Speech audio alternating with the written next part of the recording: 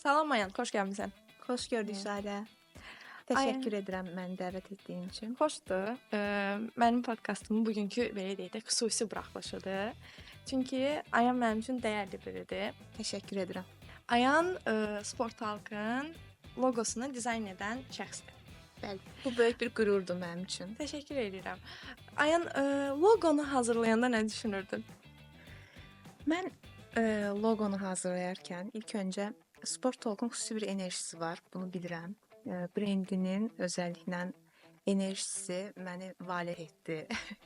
Onun üçün hazırlayarkən çox həyəcanlı idim. Amma yaxşı bir iş çıxacağını bilirdim ki, çıxdı. Brendi ilk öncə hazırlamağa başlayanda step getdim, skeçlər çəkdim, moodboard əmələ gətirdim, bir sıra loqo örnəklərinə baxdım və düşündüm ki, sənin bu enerjinə xüsusi uyğun olan rənglərdən istifadə edeyim, formalardan istifadə edim. Düşündüm birinci bəlkə wordmark loqolardan, yəni sözlü loqolardan gedək, ancaq sonra fikrimiz dəyişdi. Qarşılıq oldu. Yol əsnasında 3-4 dəfə fikir dəyişdirdik. Necə olsun, rənglər nə olsun, üslub nə olsun. Və ikimizin də ortaq bir istəyi var idi ki, biz idmanı, dinamikanı, həyəcanı orada göstərək. Bəli. Və mən düşünürəm ki, bunu kifayət qədər də orada əks etdirmişik. Sənin üçün dizayn nədir və bu anlayış sənin həyatında idmanla necə kəsişir? Mənim üçün dizayn təkcə bir peşə deyil. Bir həyat tərzidir. Çünki mən ümumiyyətlə özüm hisslərimi qarşı tərəfə ötürməyi sevən bir insanam və bu hisslərimi dizaynlarımdan ötürürəm. Hisslərimlə danışmağı sevən insanam və bunu vizuallaşdırıram. Əgər bir brendingdə mənim üçün ideya varsa, söhbət burada bitir. İdeyanı hissləri də qarşı tərəfə vizuallaşdıra bilirəm və mənim üçün dizayn bu dizayner olmaq, yəni. İdmanla kəsişdiyi nöqtə idmanın daxilində olan o enerji, o xüsusi bir proses var ki, yəni uğur, mübarizə. Bunlar məncə bu sözlər idmanın daxilində olan şeylərdir və bu məni biraz motive edir dizaynda. Və idman mövzusuna bağlı dizaynlarımda da bunu göstərməyi sevirəm, yəni. Çox gözəl. Məncə kifayət qədər də göstərmisən. Sportalk üçün hazırladığın loqoda hansı simvollar və rənglər nə məna daşıyır? Sportalk xüsusən istədim ki, xüsusi bir simvol olmasın. Hər bir detalı xüsusi bir məna versin və mikrofon detalını ön plana çəkmək istədim. Mikrofon, yəni burada səs var, burada bir fikir var detalını vurgulayır və podkast kanalı olduğunu bildirir. Daxilində yer alan S hərfi 2 yarım dairədən ibarətdir. Zaten görsəldə var. Bu yarım dairələr ritmik və hərəkətli simvolizə edir və sport sözünün S hərfindən götürülüb. Və loqoda xüsusən istifadə etdiyim şrift, sport sözü öz ağırlığını loqoya qoyarkən, talk sözünün daha italik, həm orada sürəti təmsil edir, həm də biraz mülayim danışığı və s. təmsil edir. Rənglərini seçərkən səndən yola çıxdım. Sənin enerjinə yola çıxdım və düşündüm ki, bənövşəyi və mavi rənglər bizim üçün uyğun olar. Çünki bənövşəyi rəng enerjini göstərir, mavi rəng isə güvəni və bu sport sahəsində də, idman sahəsində də özünü göstərir. Bəli, çox gözəl və biz hətta yol əsnasında problem yoxdur. Siz mikrofonu çok Biraz səs tonunu yuxarıdan şeylərdən. Bir də yaxınlaşdırsam olar? Olar. Usta. Hem bir de bir şeyler bu bakışık var. Siz tamam döner o tarafa. Aha, yarım dön. Aha, belə dön. Ay, sağ ol. Okey. Yüzünüz görseniz. Mən oradan bilmirəm necə görsənirəm, ona görə üzr istəyirəm. Bir şey değil. Ses yaxşı düştü. Size Tamam. göre değil. Biraz yüksək səslə danış. Enerji danış. Çox sakit danışma. Kesinlikle ortaya verebileceğiz. Hə, verəcəm, rahat ol. Logonun introsunu gedəcəm oradan zaten göstərilməlidir.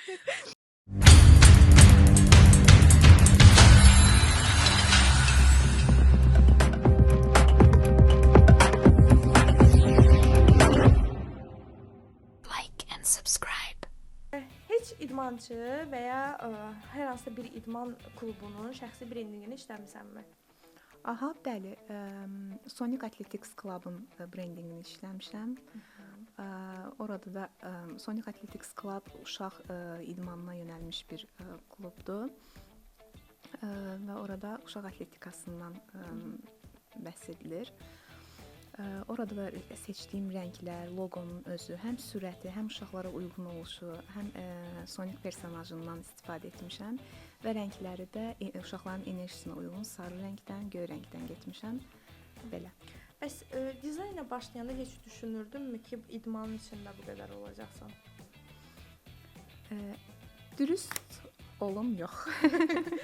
Heç düşünmürdüm. Ancaq həyat elə gətirdi ki, birdən-birə dizaynda idmanın içərisində tapdım özümü və bundan çox qürur duyuram əslində. Mən özüm də 8 il üzgüçülüklə məşğul olmuşam. Yəni sənə yad deyil bu? Yad deyil, xeyr. Əla. Dizaynda sürət, enerji, dinamika çatdırmaq üçün hansı üslublardan istifadə edirsən? Mən daha çox tipoqrafik dizayn, yəni dizaynlarımda istifadə edirəm. Tipoqrafikadan çox istifadə edirəm və tipoqrafika mənə görə qarşı tərəfə vizual kommunikasiyada mesajı tam ötürə bilən bir dizayn növüdür. Mənə görə yəni tipoqrafika ilə getdiyim sürəti göstərə bilirsən orada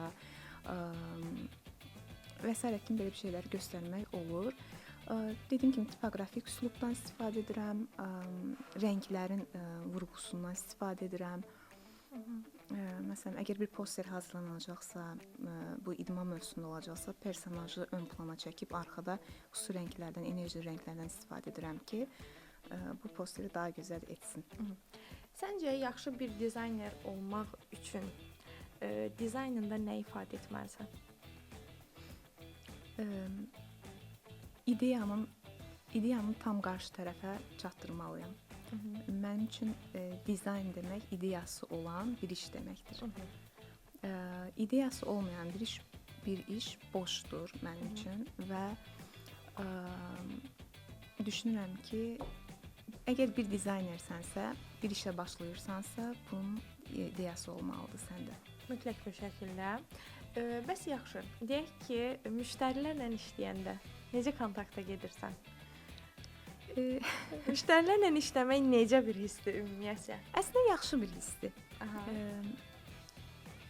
Təbii ki, hər sahədə olduğu kimi yaxşı müştərilər də var, çətin müştərilər də var, uyğunluq göstərən müştərilər də var, uyumlu olmayanlar da var.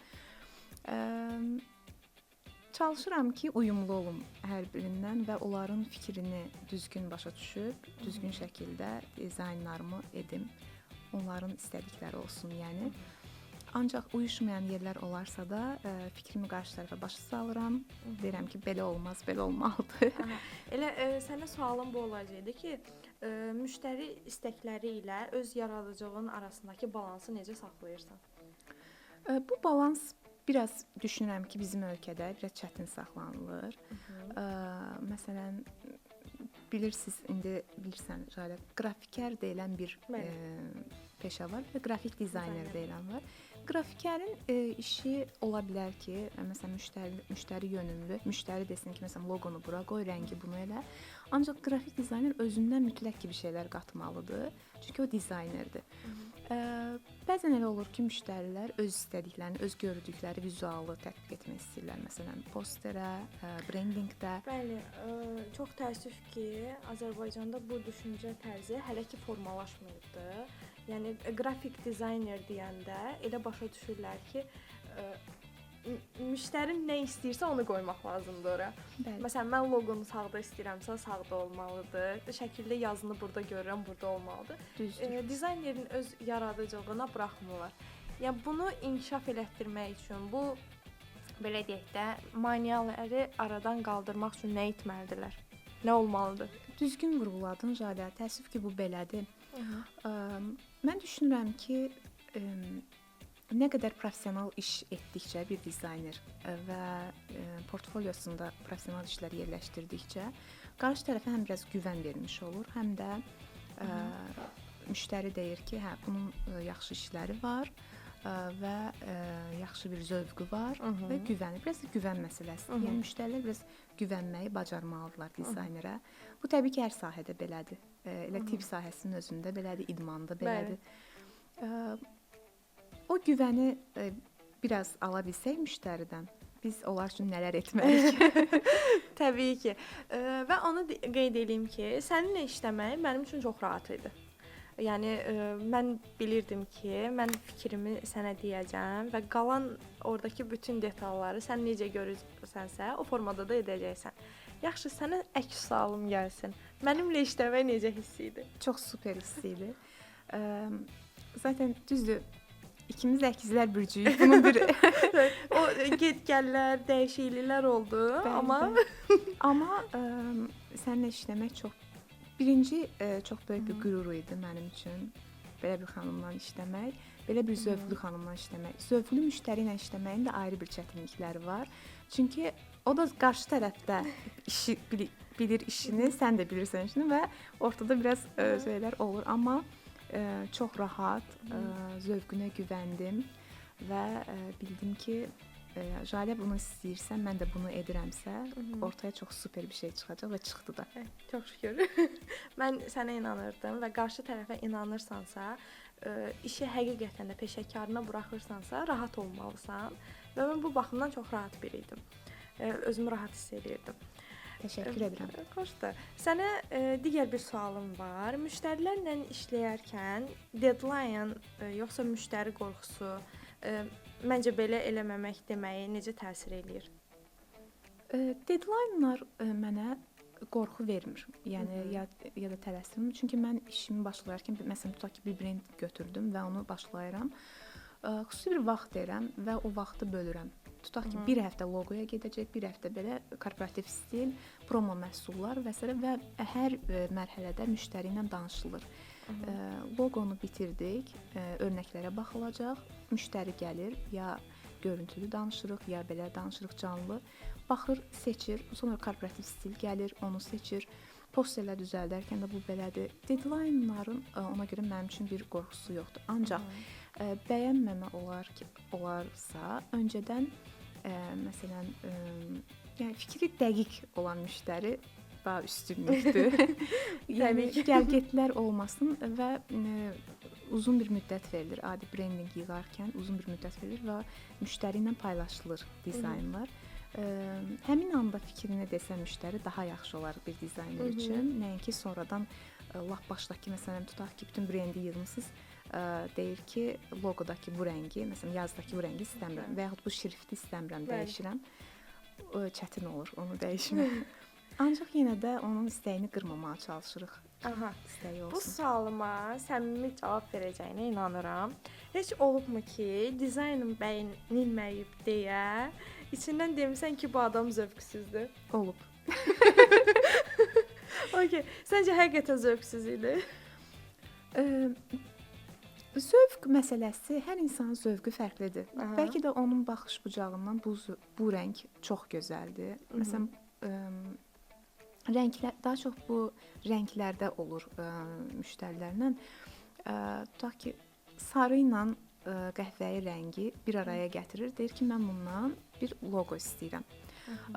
Ancaq mən orada məsələn sarıya uyğun rəngləri palitranı açıb göstərirəm, Pantone tonlarını göstərirəm və o deyir ki, yox, mən istəyirəm ki, orada qəhvəyi olsun. Qəhvəyinin mən o zaman elə bir tonunu seçirəm ki, və yaxud qırmızı olsun. Qırmızının elə bir tonunu seçirəm ki, nə onun istədiyi kimi olmasın, nə də mənim istədiyim kimi tam bir ortaq nöqtəyə gələk. Həm o bəyənsin, müştəri bəyənsin, həm də mənim ürəyimdə olsun ki, mən bu dizaynı etmişəm. Dizaynerin inkişaf etməsi üçün əsas məsələ nə olmalıdır? Çoxlu araşdırma, öz üzərində işləmə. Bizim peşəmiz elə bir peşədir ki, daima neçə yaşında olursansa ol, təbii ki, bütün peşələrdə belədir, amma bizdə daha da özünü inkişaf elətdirməlisən. Progress önəmlidir. Belə düşünürəm ki, inkişaf etməliyik. Gənc dizaynerlərə və idmançılara brendinq baxımından nə tövsiyə edirsən? Onlar necə unikal qala bilərlər? Yenə vurğulayıram. Məncə araşdırma edib, xarici mənbələrdən, xarici mənbələrdə olan işlərdən ilhamlanaraq öz işlərinə qatsalar, tətbiq etsələr daha yaxşı olar, daha yaxşı bir nəticə çıxar. Və düşünürəm ki, ölkəmizdə də çox bu işin peşəkarı olan insanlar var, bu işin peşəkarı olan brendlər var, yaxşı bir brendlər var. Yəni onlardan da ilhamlana bilərlər. Belə inkişaf etməlidirlər. Yəni bir yerdə olmaq olmaz.